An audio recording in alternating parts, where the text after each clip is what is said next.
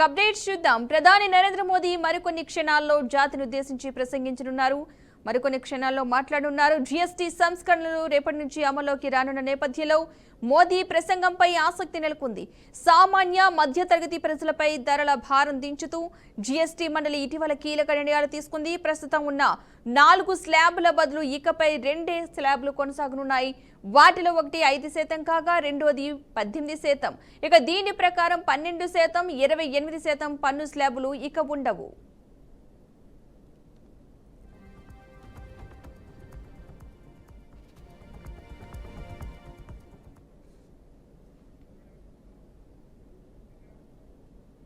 Right, ప్రధాని Modi ప్రసంగిస్తున్నారు. Live లో చూద్దాం. जीएसटी आप बचत उत्सव अपनी पसंद की चीजों होने जा रहा है और ज्यादा आसानी से खरीद बचत उत्सव में हमारे देश के बचत बढ़ेगी और मध्यम वर्गीय लोग अपनी पसंद की चीजों मिडिल क्लास और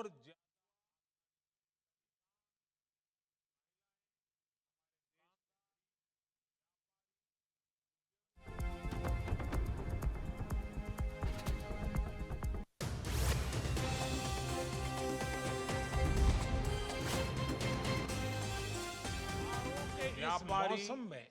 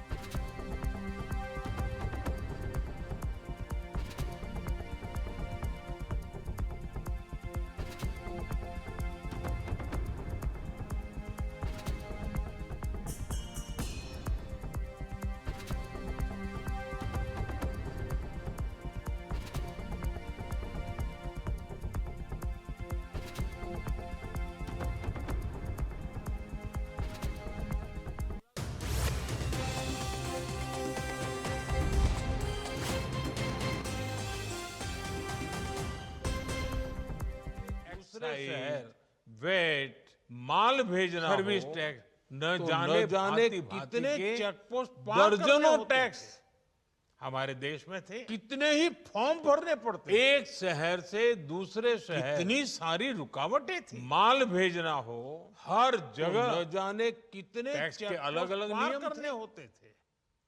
मुझे याद है कितने ही फॉर्म भरने पड़ते, जब 2014 हर जगह टैक्स के अलग अलग नियम थे। मुझे याद है जब 2014 में देश ने मुझे प्रधानमंत्री पद का दायित्व सौंपा था, तब उसी शुरुआत के दौर में एक विदेशी अखबार में एक दिलचस्प उदाहरण छपा था।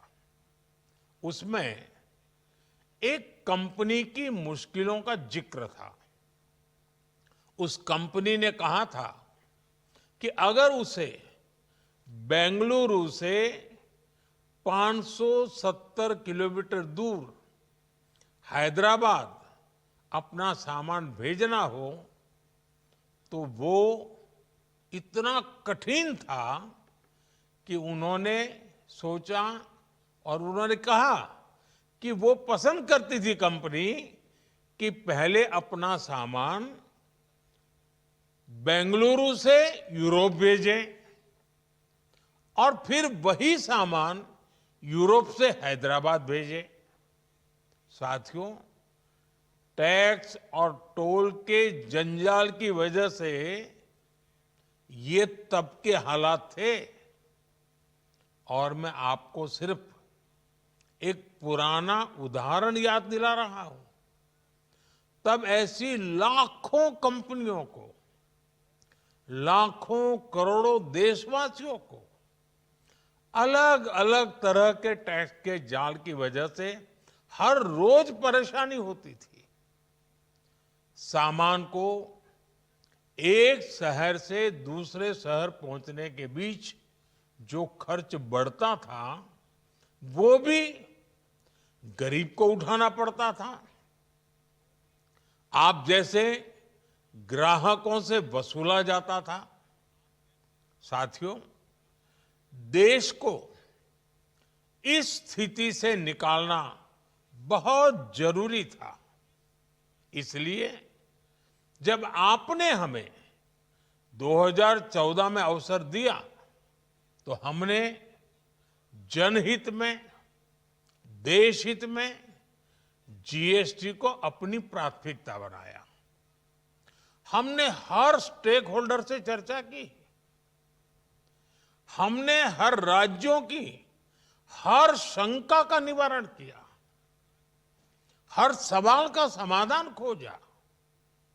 सभी राज्यों को, सबको साथ लेकर आजाद भारत का इतना बड़ा टैक्स रिफॉर्म संभव हो पाया।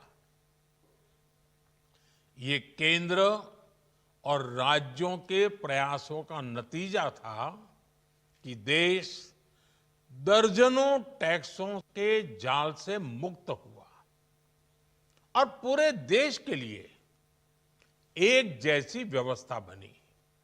वन नेशन वन टैक्स का सपना साकार हुआ। साथियों, रिफॉर्म एक अनवरत चलने वाली प्रक्रिया होती है। जब समय बदलता है, देश की जरूरत बदलती है, तो नेक्स्ट जनरेशन रिफॉर्म भी उतने ही आवश्यक होते हैं।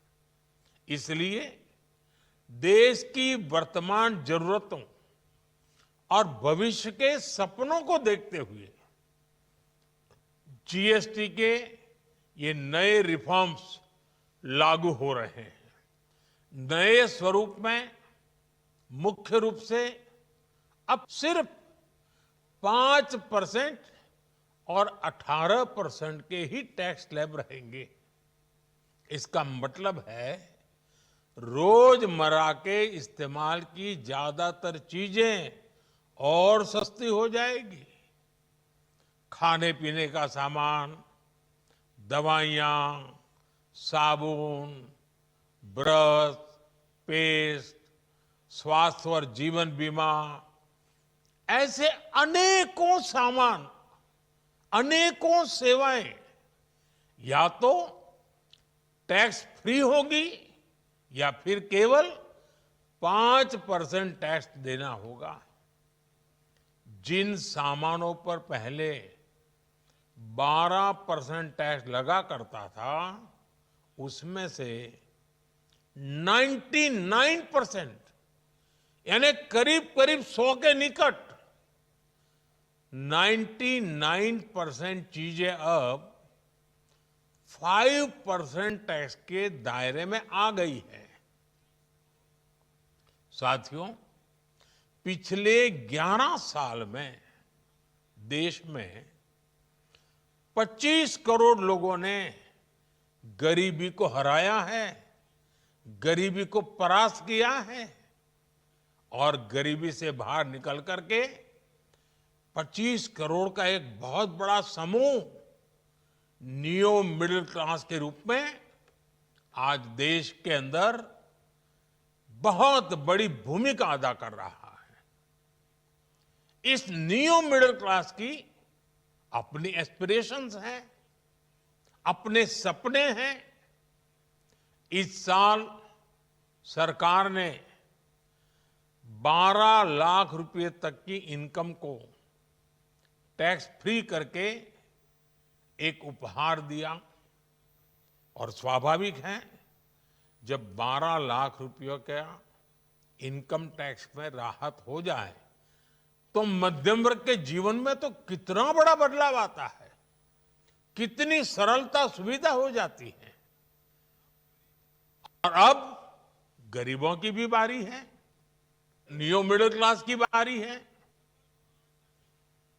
अब गरीब को, नियो मिडिल क्लास को, मिडिल क्लास को एक तरह से डबल बोनांजा मिल रहा है। जीएसटी कम होने से अब देश के नागरिकों के लिए अपने सपने पूरे करना और आसान होगा। घर बनाना, टीवी, फ्रिज खरीदने की बात हो, स्कूटर, बाइक, कार खरीदना हो, ये सब पर अब कम खर्च करना होगा। आपके लिए घूमना फिरना भी सस्ता हो जाएगा, क्योंकि ज्यादातर होटल्स के कमरों पर भी जीएसटी कम कर दिया गया है। वैसे साथियों, मुझे इस बात की खुशी है कि दुकानदार भाई बहन भी जीएसटी रिफॉर्म को लेकर बहुत उत्साह में है। वो बहुत जीएसटी में हुई कटौती को ग्राहकों तक पहुंचाने में जुटे हुए हैं। बहुत सारी जगहों पर पहले और अब के बोर्ड लगाए जा रहे हैं। साथियों, हम नागरिक देवो भवः, नागरिक देवो भवः के जिस मंत्र के साथ आगे बढ़ रहे हैं, नेक्स्ट जनरेशन जीएसटी रिफॉर्म में इसकी साफ झलक दिखाई देती है। अगर हम इनकम टैक्स में छूट और जीएसटी में छूट को जोड़ दें तो एक साल में जो निर्णय हुए हैं उससे देश के लोगों को 2.5 लाख करोड़ रुपए से ज्यादा की बचत होगी। और तभी तो मैं कह रहा हूं, ये बचत उत्सव है। साथियों, विकसित भारत के लक्ष्य तक पहुंचने के लिए हमें आत्मनिर्भरता के रास्ते पर चलना ही होगा। और भारत को आत्मनिर्भर बनाने का बहुत बड़ा दायित्व हमारे एमएसएमईज यानी हमारे लघु, मध्यम और कुटीर उद्योगों पर भी है, जो देश के लोगों की जरूरत का है,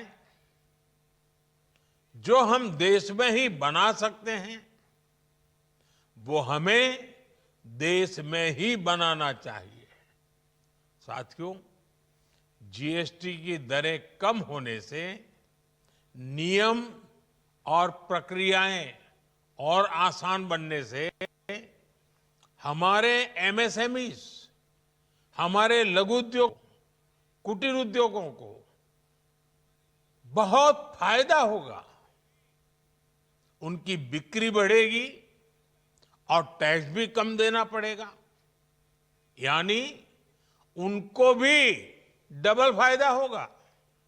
इसलिए आज मेरी एमएसएमई से लघु उद्योग हो, सूक्ष्म उद्योग हो, कुटीर उद्योग हो, आप सबसे बहुत अपेक्षाएं हैं।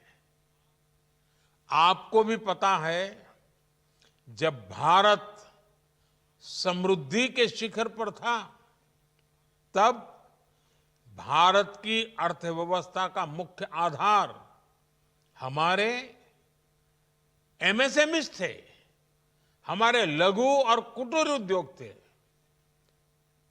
भारत की मैन्युफैक्चरिंग, भारत में बने सामानों की क्वालिटी बेहतर होती थी। हमें उस गौरव को वापस पाना है। हमारे लघु उद्योग जो बनाए वो दुनिया में हर कसौटी पर बेस्ट हो, उत्तम से उत्तम हो। हम जो मैन्युफैक्चर करें वो दुनिया में आन बान शान के साथ देश के सारे पैरामीटर को पार करने वाला हो। हमारे प्रोडक्ट्स की क्वालिटी दुनिया में भारत की पहचान बढ़ाए, भारत का गौरव बढ़ाए। हमें इस लक्ष्य को लेकर काम करना है। साथियों, देश की स्वतंत्रता को जैसे स्वदेशी के मंत्र से ताकत मिली, वैसे ही देश की समृद्धि को भी स्वदेशी के मंत्र से ही शक्ति मिलेगी। आज जाने अनजाने हमारी रोजमर्रा की जिंदगी में बहुत सी विदेशी चीजें जुड़ गई है, हमें पता तक नहीं है। हमारे जेब में कंघी विदेशी है कि देसी, हमें पता ही नहीं है।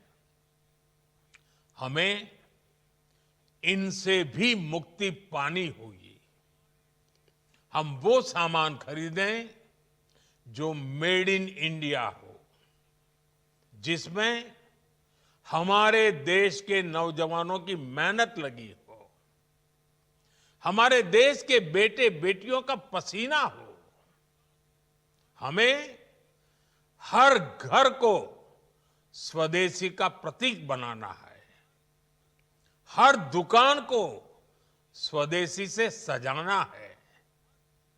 गर्व से कहो ये स्वदेशी है, गर्व से कहो मैं स्वदेशी खरीदता हूं, मैं स्वदेशी सामान की बिक्री भी करता हूं। ये हर भारतीय का मिजाज बनना चाहिए। जब ये होगा तो भारत तेजी से विकसित होगा। मेरा आज सभी राज्य सरकारों से भी आग्रह है,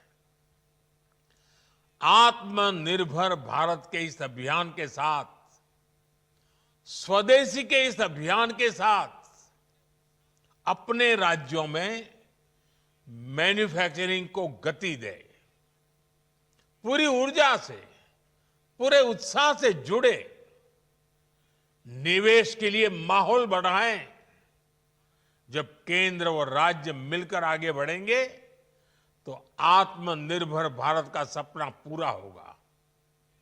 भारत का हर राज्य विकसित होगा, भारत विकसित होगा।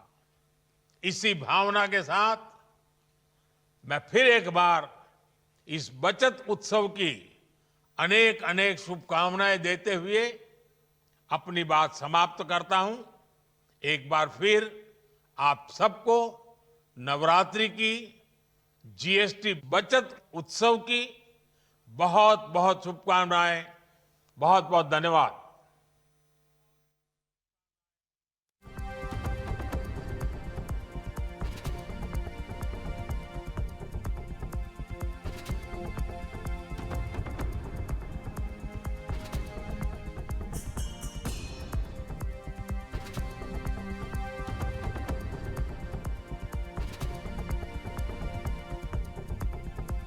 ఇక మిగిలిన అప్డేట్స్ చూద్దాం. ఎన్టీఆర్ జిల్లా కలెక్టరేట్ ఎదుట గిరిజన ఆశ్రమ పాఠశాలలో హాస్టల్స్ లో పనిచేస్తున్న డైలీ వేజ్ అవుట్ సోర్సింగ్ వర్కర్ల జేఏసీ ఆధ్వర్యంలో కొనసాగుతున్న నిరవధిక సమ్మె 10వ రోజుకు చేరుకుంది. తమ సమస్యలను పరిష్కరించాలని డిమాండ్ చేస్తూ వర్కర్లు కలెక్టరేట్ ఎదుట చెట్లకు ఉరితాళ్లు బిగించి తీవ్ర ఆందోళన చేపట్టారు. గిరిజన హాస్టల్ వర్కర్లు గత 7 నెలలుగా వేతనాలు లేక ఆర్థికంగా తీవ్రంగా ఇబ్బంది పడుతున్నారని ముఖ్య అతిథిగా పాల్గొన్న వంగూరు రాములు అన్నారు. వేసవి కాలంలో పనిచేసిన వేతనాలు ఇప్పటికీ చెల్లించకపోవడం బాధాకరమన్నారు. వెంటనే పెండింగ్లో ఉన్న వేతనాలు చెల్లించాలని ఆయన డిమాండ్ చేశారు. సమ్మె, గిరిజన హాస్టల్ వర్కర్ల సమ్మె ఈరోజు 10వ రోజుకు చేరుకుంది. ఈ 10వ రోజుకు చేరుకున్న సందర్భంగా ఈరోజు హాస్టల్లో పనిచేసేటటువంటి హాస్టల్ డైలీ వేజ్ అవుట్సోర్సింగ్ వర్కర్లకు గత 10 రోజులుగా చేస్తున్నటువంటి సమ్మెలో భాగంగా మేము ఈరోజు డిమాండ్ చేస్తుంది ఏంటంటే, ఇక రాష్ట్ర ప్రభుత్వం 8 నెలలుగా వేతనాలు పెండింగ్లో ఉంచిండ్రు. అదేవిధంగా సమ్మర్ క్యాంపు వేతనాలు కూడా ఇవ్వలేదు. అదేవిధంగా ఉన్నటువంటి వేతనాలు తగ్గించే విధంగా ఈ యొక్క రాష్ట్ర ప్రభుత్వం జీవో నెంబర్ 64 తీసుకొచ్చింది. అలాగే వారసత్వ ఉద్యోగాలు ఇదివరకే కుమ్రంభీం జిల్లాలో 17 మందికి వారసత్వ ఉద్యోగాలు ఇవ్వాలనేది ఉత్తర్వులు జారీ చేసినప్పటికీ కూడా వాళ్ళకు ఇంతవరకు కూడా గత సంవత్సరంన్నర కాలం నుండి కూడా కాలయాపన చేస్తున్నారు. అధికారులంతా కూడా పట్టించుకోకుండా ఉంటున్నారు.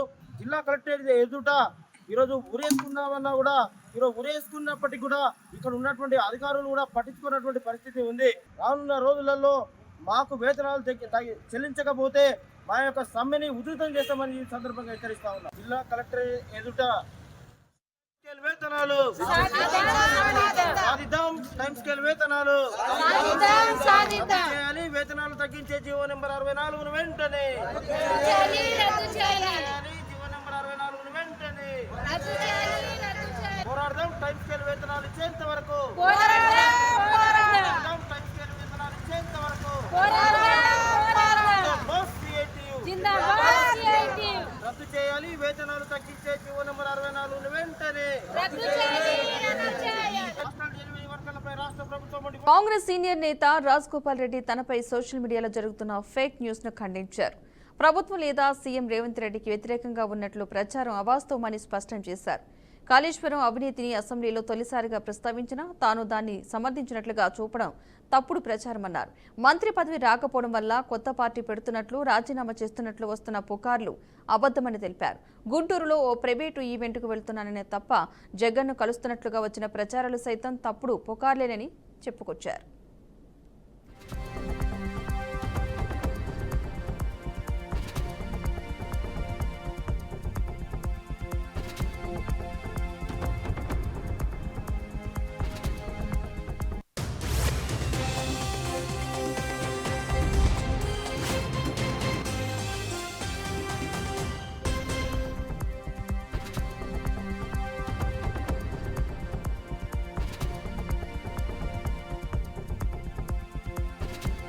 ప్రకాశం జిల్లా దర్శి నియోజకవర్గంలో భారీ వర్షాలకు వాగులు, వంకలు ఉధృతంగా ప్రవహిస్తూ ప్రజల రాకపోకలకు అవరోధాలు ఏర్పడ్డాయి.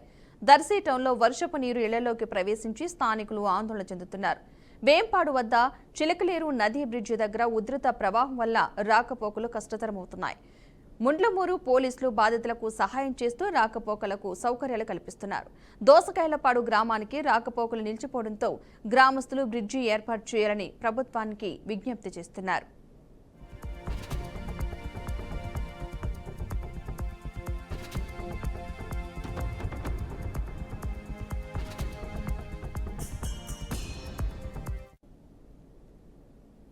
తెలంగాణలోని పలు జిల్లాల్లో రాబోయే 3 రోజుల్లో మోస్తారు నుంచి భారీ వర్షాలు కురిసే అవకాశం ఉందని హైదరాబాద్ వాతావరణ కేంద్రం సూచించింది.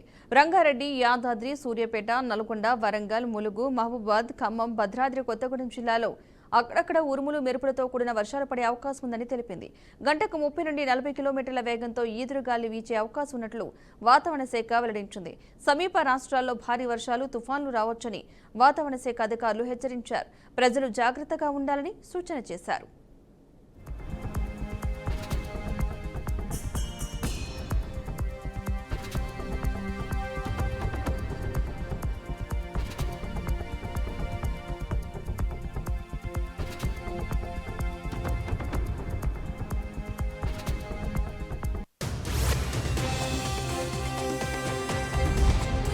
శ్రీ సత్యసాయి జిల్లా పుట్టపర్తి ఆర్టీఓ సువర్ణ ఆధార్ అప్డేట్ పనిలో వెనుకబడిన వీఆర్ఓపై గుంజీలు తీయడం కలకలం రేపింది. శిక్షణా సమావేశంలో వీఆర్ఓ తమపై ఉన్న సమస్యలను చెప్పగా ఆర్డీఓ కోపంతో గుంజీలు తీయమని ఆదేశించారు. ఇతర వీఆర్ఓలు ఈ ఘటనపై ఆగ్రహం వ్యక్తం చేయగా వీఆర్ఓ తీవ్ర అవమానపడ్డారు. ఈ విషయంపై వారు జిల్లా కలెక్టర్ శ్యాంప్రసాద్కు ఫిర్యాదు చేసి చట్టపరమైన చర్యలు తీసుకోవాలని కోరారు.